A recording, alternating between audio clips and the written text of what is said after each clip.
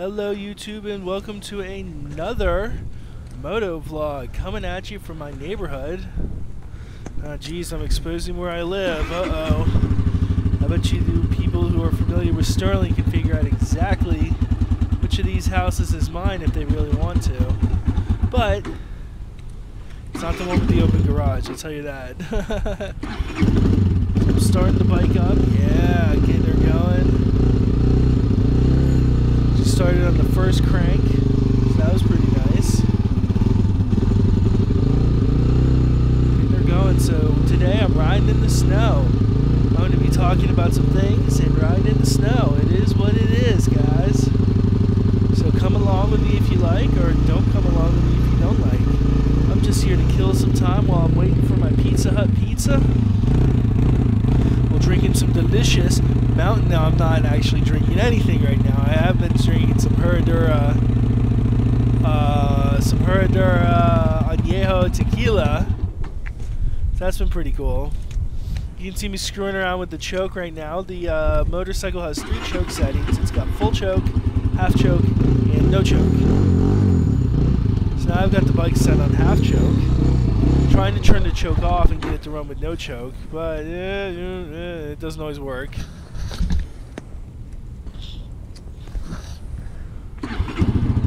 Getting this bike to start up and warm up, it's actually kind of a pain in the ass. It is what it is with this motorcycle. It just you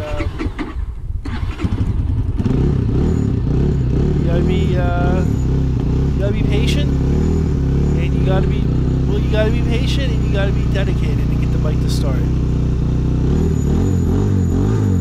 For sure. So as you can see, we're up and running. We got a decent bit of snow falling. So the reason I rode when I rode was, yeah, we got a bit of snow falling, and we got some snow on the road, enough to make the road nice and slippery, but not enough snow to really grip the tires and actually aid in traction. So with the amount of snow on the ground, the way it is now, we actually have some pretty slick conditions for motorcycle riding. So as you can see, I'm going to do some backpedaling, and it's actually going to be quite difficult for me to backpedal. Oh, and I have the bike on no choke, and it's like, yeah, I got to set it back to half choke because it does not want to start with no choke. Yep, there we go. Now we got to start with half choke. Keep it running that way. But as you can see, I'm having some trouble backpedaling the bike. I'm slipping and sliding all over the place. Oh. So you can see those bigger footprints where I slipped a little bit. So now I'm giving it back to no choke so I can ride it. I don't want to ride it with partial choke. That'll foul the plugs. Now I'm moving nice and slow. I'm going to do all my riding that I'm going to do here is going to be nice and slow. Now the camera's going to get pretty foggy and crummy. I didn't really think to wipe it off enough. So, you know, there's not too much I can do there. With like post-processing and, you know, Adobe Premiere Pro and all that good stuff. My first tip to ride in the snow is take it slow. Go slower than you normally would if you're on a motorcycle or a car. I should say my first tip to operating a vehicle in the snow, and that's what I'm going to keep it to. It's not just riding a motorcycle, but operating any vehicle in conditions like this. Go slower than you normally would. Don't just like rip it up and like go crazy and try to like, you know, do all kinds of stuff the way you normally would. You know, don't brake when you normally would. Don't accelerate as hard as you normally would. Brake earlier, accelerate lighter, turn the wheel in a much more deliberate manner, and you'll find that the slipping and sliding will become much less. So here you can see me just doing some turns and stuff. As you can see, I'm going very slow, testing the grip out. There's actually a decent little bit of grip, but there's not too much.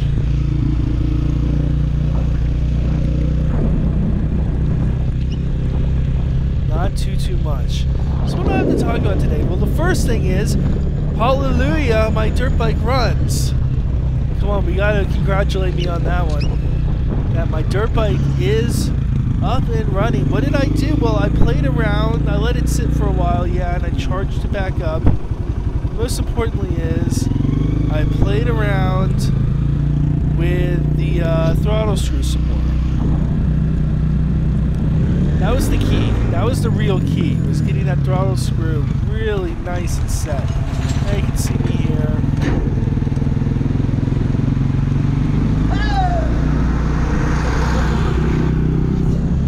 Yeah, they're yelling at me and stuff. I don't know what the heck I did. I kind of just passed in a very safe and slow way, but you know, what are you going to do? I'm certainly not about to pass them back again. So I'm going to get out of the way and do what I can to stay out of their way. As you can see, I mean, the road is covered in snow. It's not like this is some BS. This is like the road is covered in snow. And the level of grip is significantly less than you get. So with that said, watch, you can still do maneuvers in the low grip situation. Watch me do some circles here. It just doesn't make it too dizzy. You can see I can do U-turns within 2 parking spaces. You know, no problem. No issues with grip, no nothing.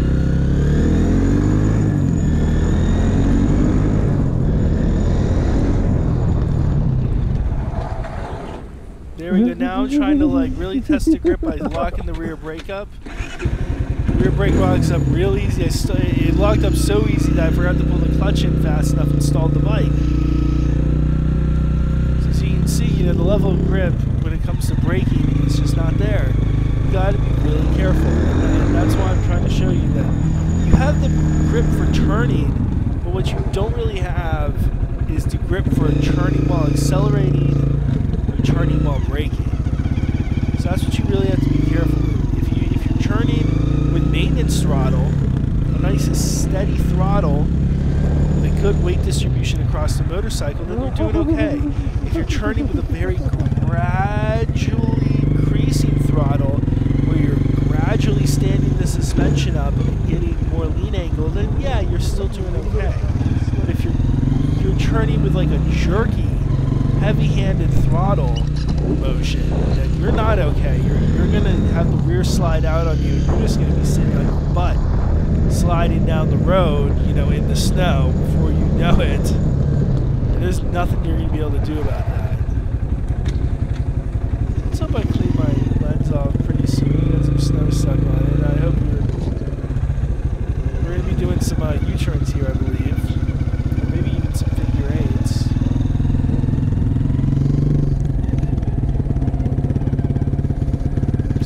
I mean, some nice big figure eights. It's really no problem at all.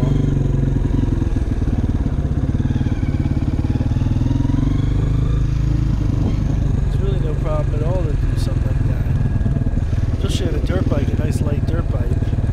Now, if I were to try that on the GS in the snow, with its road tires and everything, you know, it might be a little more difficult. Yeah, we got that brand new Mercedes coming at me.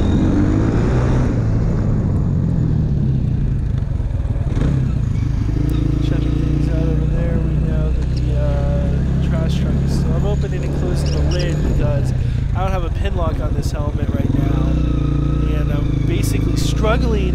So that's one thing you have to deal with as a motorcycle rider in these types of conditions is if you don't have a pin lock, you want to ride in conditions like this, get a pin lock. You need a pin lock to properly ride in the snow. If you don't have a pin lock, you're going to be doing what I'm doing. You're going to be having this struggle between fogginess of your visor and snowflakes in your eyes. So if you have the visor down nice and low, it's just going to fog up like right away with the condensation from your breath. But if you put the visor up even a little bit, even if you pick the visor up a little bit, it's going to completely get the snow right in your face. So yeah, I picked the, I cleaned the lens off, but as you can see, it didn't help too much.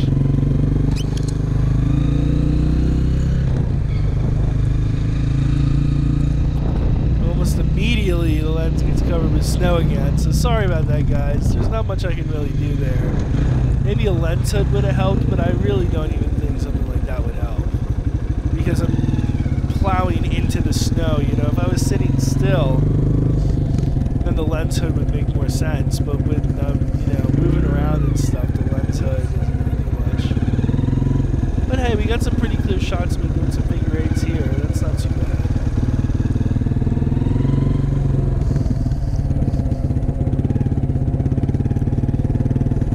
I'm trying to practice, you know, pointing my body pointing my chest where I want the motorcycle to go. That's pretty hard stuff. It requires, you know, a lot of shift in body position and everything. And it's kind of counterintuitive for someone who's not used to it. So you go really wide there, I kind of screw up. Not too much you can do. Once you start going wide, your best bet's to kind of, you know, unless it's going to take you in a really bad path, is to kind of just live with it. You can see the tire tread showing off. How terribly wide I went there on that U-turn. I could have slowed down more and brought it in, but I didn't. I just kind of rolled with it and continued along my, you know, trajectory that I had set. So now we're coming kind of to the end of this. Not too much more left. Just messing around, messing around. As you can see, there's not too many people, not too many cars. So there's a car there. It's not a terrible time to be riding around, really. The cars are kind of cleaning the road off, but just as fast as they clean it off, it gets dirty again with the snow. So you can see I'm doing a little swerving here. Swerving works okay as long as you're not too aggressive with it. I was a little scared to be aggressive again because I know that the level of grip just isn't there. See, I can do hard acceleration, quick braking. Not really quick braking, but hard acceleration and, you know, heavy rear brake and sliding the bike around and stuff.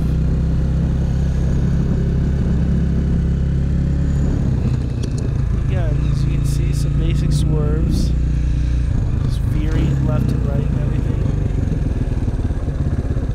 And then I'm going to park the bike up. I guess I don't really like this spot. Because I'm kind of in two spots right there. I'm going to find, I think, the spot that I started out in. I'll stop back in where I started. As you can see, my footsteps are almost completely covered already.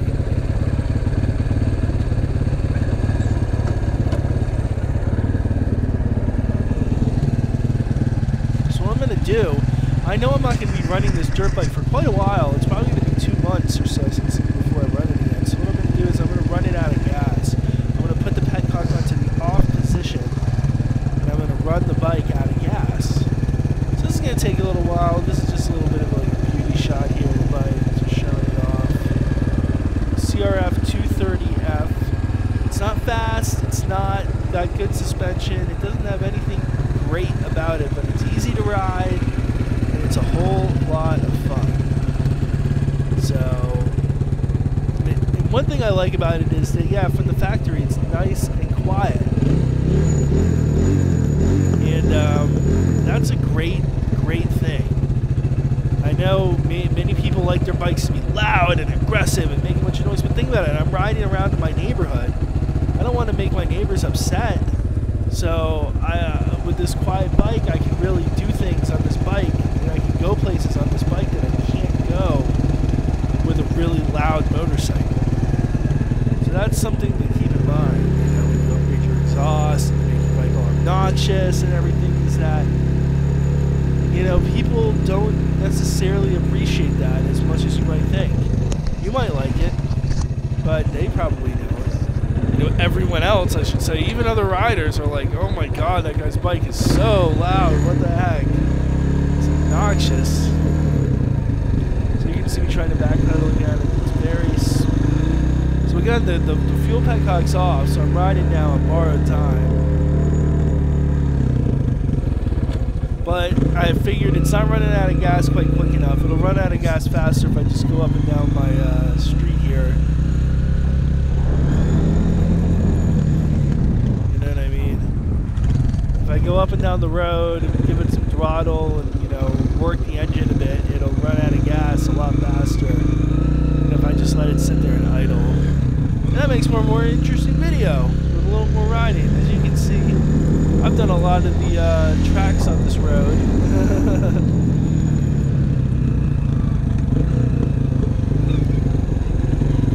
That's pretty neat. I think we're pretty much just done. I think I'm going to go to the end of the road here and it's going to die. And at that point, I cut the video off and push the bike back into my garage. And I'm not trying to show off exactly where I live, but this is, you know, where I live pretty much in this neighborhood here. And that's about it. Yeah, you can see it's dying. I'm trying to give it some throttle and everything, and then it decides that I've had enough. Try to start it back up just to make sure. And now I know that it's dead. Alright guys, have a great one and think about your riding.